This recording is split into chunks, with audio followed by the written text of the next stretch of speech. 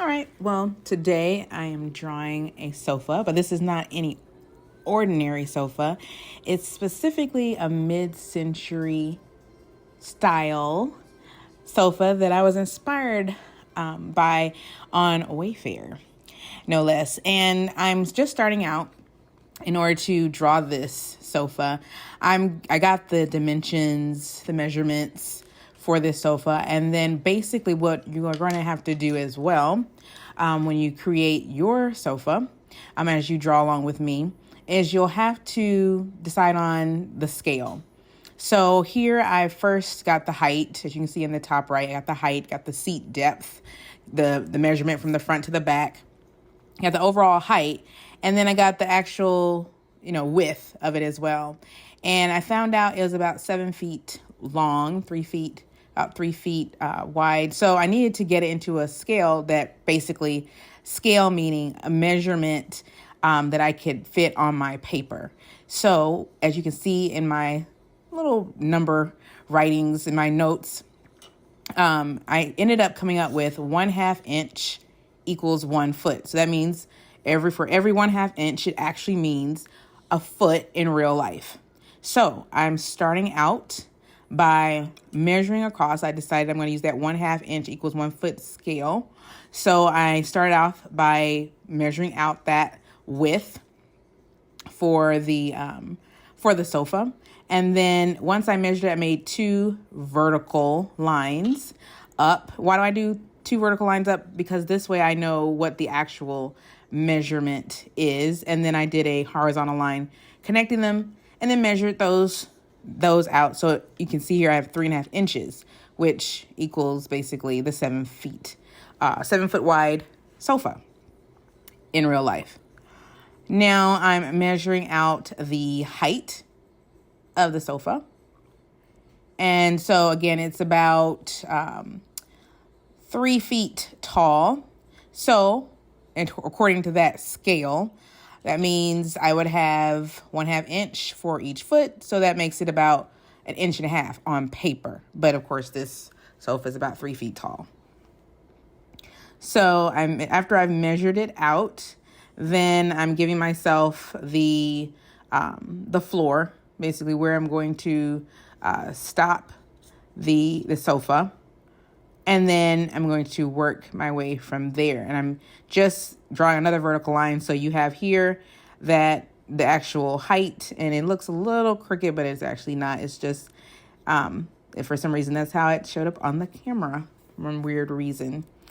All right. So as you can see, this is 1.5 inches. I think I was thinking the 3 feet, but it's 1.5 inches tall on the paper. But remember, that is 3 feet in real life because of the scale.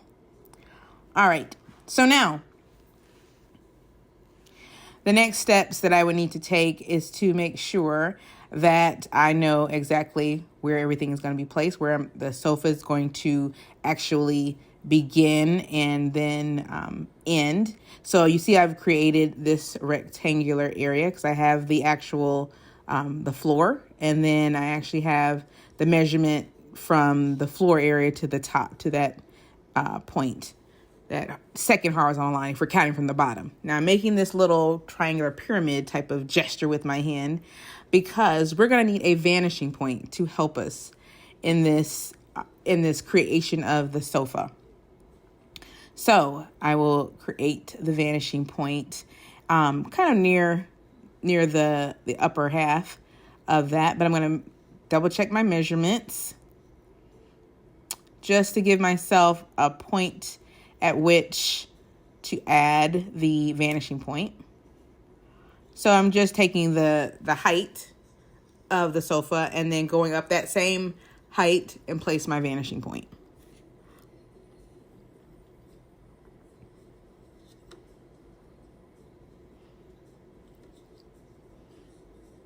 All right, so I'm using that vanishing point to create the sides of the sofa first, because remember, as things go further away from the eye in perspective, they tend to get smaller or they go inward. It appears that they're going inward, although in reality, the arms on this sofa would actually be straight forward. You know, we'd be looking at them like perpendicular to our bodies if we're standing over them. But because we're drawing in perspective, it's actually going to look like it's receding or getting smaller as it goes away from us. This back of the sofa portion.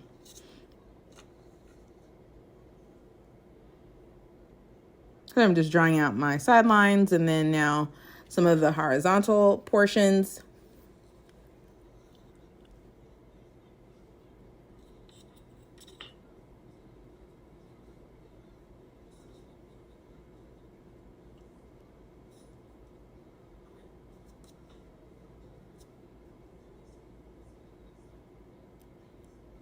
And then making my way for the back of it. Now, just go ahead. Don't be afraid to turn your paper, and so that you can easily maneuver your drawing. It's much easier a lot of times. So just move your paper. It's no problem.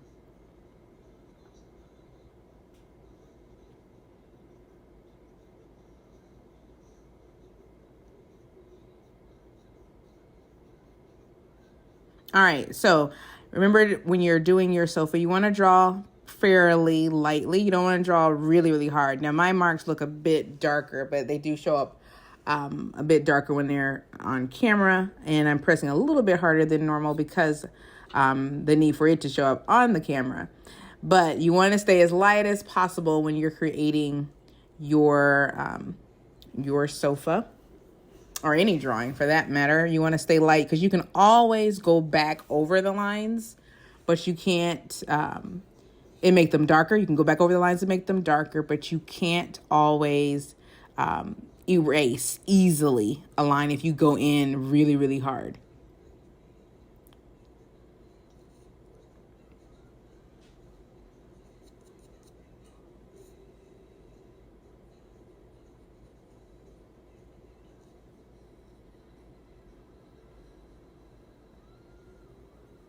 All right, so you're going to just keep going, and as you can see with the picture of the sofa there as well, so you have a little bit of an idea of how I'm creating it, or the style, and how the styles is coming together. So on the mid-century modern sofas, there's not really, they're very sleek. They're very, have a lot of straight lines. So there are no fringes. There's usually not a lot of patterns on them. But of course, if you match them in your interior design or your decor, and you're in a room, in a living room, or sometimes even in a bedroom, maybe at the end of a bed, then of course you can match them with something that has a lot of pattern. But I like them kind of on their own as a statement piece. They're pretty nice. Now, in this video, I'm basically only going to do it with pencil, but if you take a look at my next video, I'll be going over it with actual pen, and then so you'll be able to see how that works as well.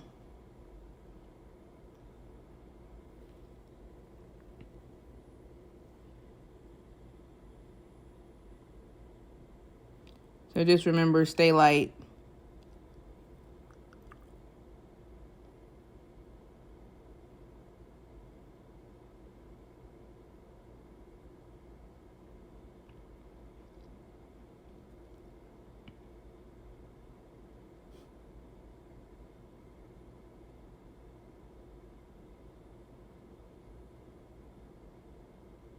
Now, the importance, as I just want to reiterate, the importance of doing something to scale. You'll hear that term a lot, that something was drawn to scale, is because you normally cannot draw anything like it is in real life on your paper. You just don't have enough paper, and things won't be correctly in proportion to other things.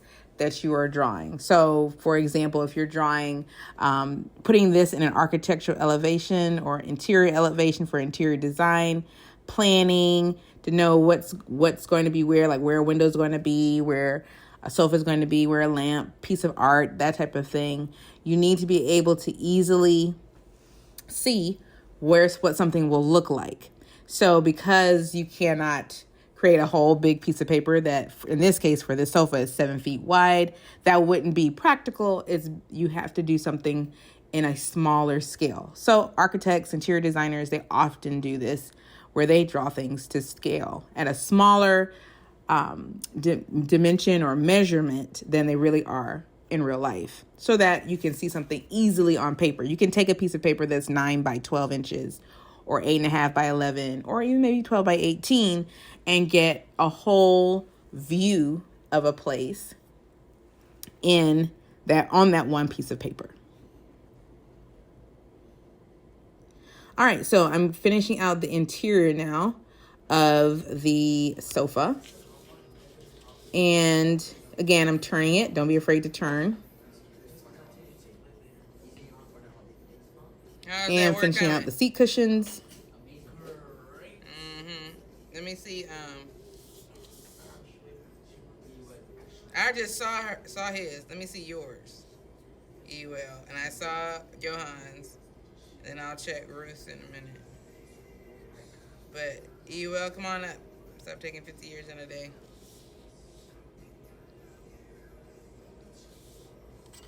And then, so now I'm going to grab that ruler.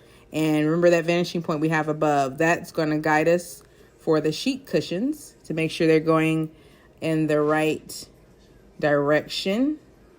And they look correct in perspective.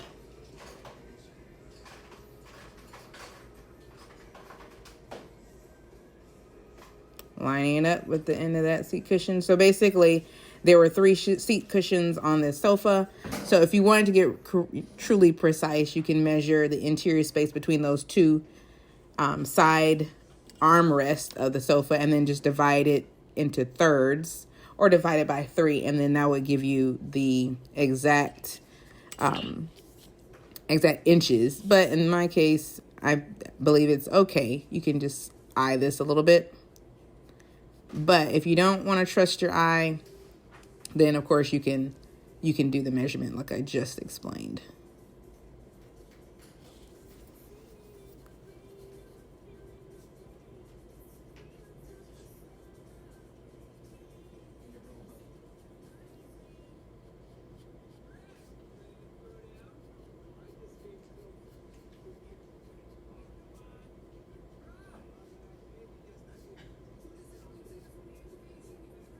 All right, so now we're going to add those. There's some cushions at the end of the sofa.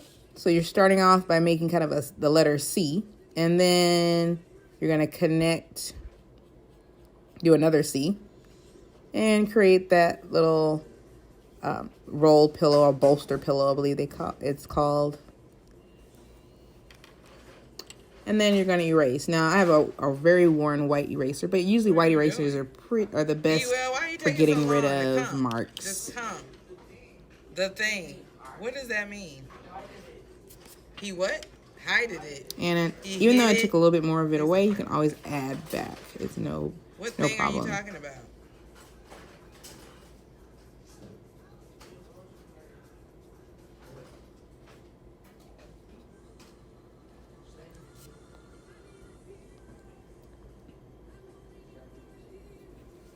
Yeah, you just want to make sure you round out that C in the back of that pillow. That's basically kind of how the best way to think about it is to do like the letter C. Just finishing out those cushions.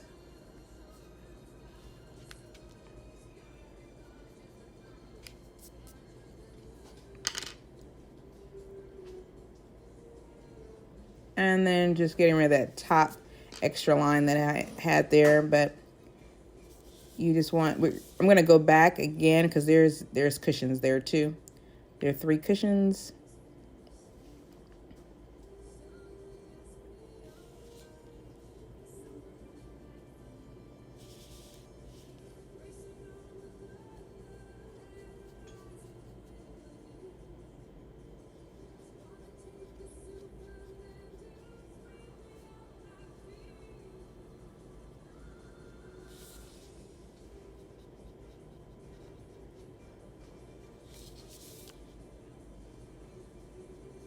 All right, finishing up and rounding out those cushions.